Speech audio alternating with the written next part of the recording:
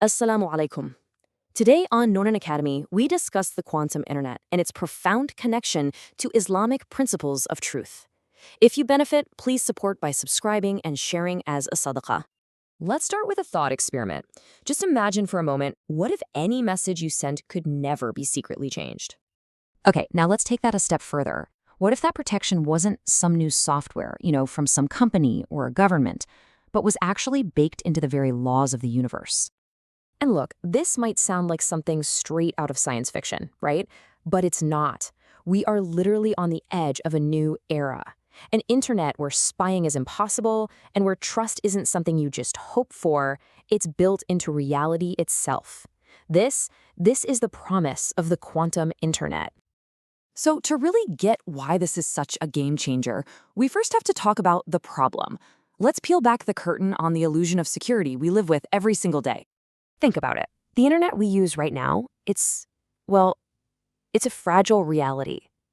Every single thing you send, an email, a photo, a message, it can be intercepted, it can be manipulated, it can be spied on, and yeah, it can even be weaponized.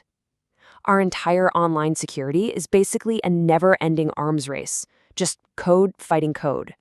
But what if we could just step outside of that arms race entirely?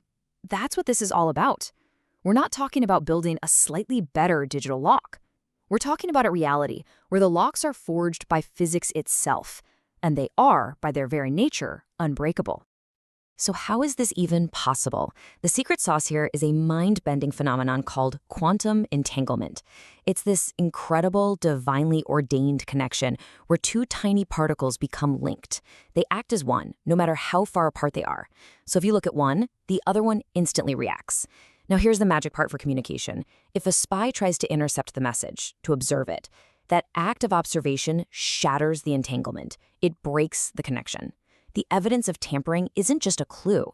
It's a fundamental physical event. You can't get around it. And you can see the difference right here. Today's internet, it's fragile, it's manipulable. We just have to assume trust. But the quantum internet, it's unbreakable, it's verifiable. Trust isn't an assumption anymore. It's a physical, measurable fact. This is a massive shift in thinking. We're moving away from a system based on man-made rules to one governed by the unchangeable laws of the universe itself. Think about that. For the very first time in human history, honesty in our communications can be enforced by physics. It's not just a moral ideal anymore, it's a physical requirement. And don't think this is all just theory. This isn't some far-off dream. The foundations are being laid right now. You've got brilliant minds at CERN exploring quantum networks. Delft University has already demonstrated working multi-node networks, and China has even tested quantum satellites to send information across entire continents. This is real. It's happening. Okay, so this is where it gets really profound for us as believers. What's absolutely fascinating is how this futuristic cutting-edge science is really just an echo of divine principles. It's a reflection of timeless truths embedded deep within our faith. Allah subhanahu wa ta'ala tells us so clearly in the Quran, Ya ayyuhalladhina amanu taqullaha wa kunu ma'as sadiqeen. O you who believe, fear Allah and be with those who are truthful. You see, truthfulness, it isn't just a suggestion. It's a core command, a pillar of our faith. And this is where the pursuit of knowledge, or ilm, comes in. In Islam, when we study the universe, when we try to understand reality, we're not just doing science. We're on a path to better appreciate the Creator himself. So studying quantum physics, that's really about studying the Sunan of Allah, the beautiful, intricate patterns he wove into his creation. But with that knowledge comes a huge responsibility, and that's amanah, or sacred trust. Amanah is about protecting what's been entrusted to you, whether it's a secret or knowledge or justice. So a communication system that, by its very physics, protects information, well, that's an incredible tool for upholding our amanah. When you put it all together, what you have is a system where lies simply cannot hide, where deception is exposed by the laws of creation itself, and that is just a stunning reflection of a core Islamic truth, that no matter what, truth will always prevail over falsehood. But we have to be honest with ourselves. Just like any powerful tool, from fire to the atom, this technology isn't automatically good or evil. Its existence forces us to ask some very, very serious ethical questions, and we have to face them with wisdom. So, the first big question is, who gets access to this? Who gets to have unbreakable communication?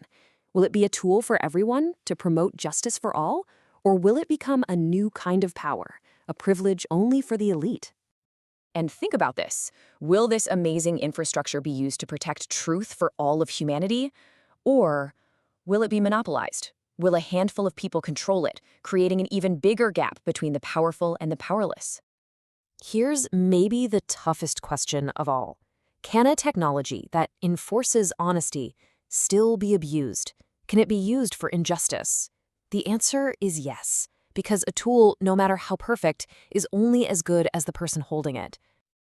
And that leads us to a fundamental principle in our faith. Justice doesn't just happen on its own. It's not automatic. Technology can give us incredible tools, but it can never, ever replace righteous intention, our niyyah. Without that sincere intention, without piety, even the most perfect, truth-enforcing system can be twisted into a tool of oppression. So what does this all mean for us? It means we have a profound responsibility. This is a direct call to action for the thinkers, the innovators, the scientists, and the builders of the Muslim Ummah. What our Ummah needs right now are quantum scientists who don't just understand physics, but whose knowledge is rooted in Iman. We need engineers who see every line of code as a way to protect truth.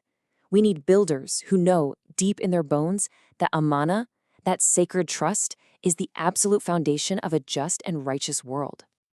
And we must always remember this. Seeking knowledge, whether you're in a high-tech lab or a quiet library, becomes an act of worship. It's ibadah, but only when it's done with the right intention, to serve Allah and to bring good to His creation.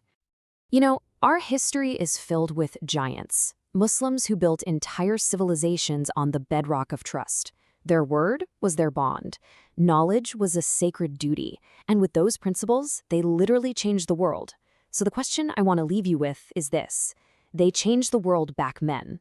What will you build now? Presented and created by Norin Studio.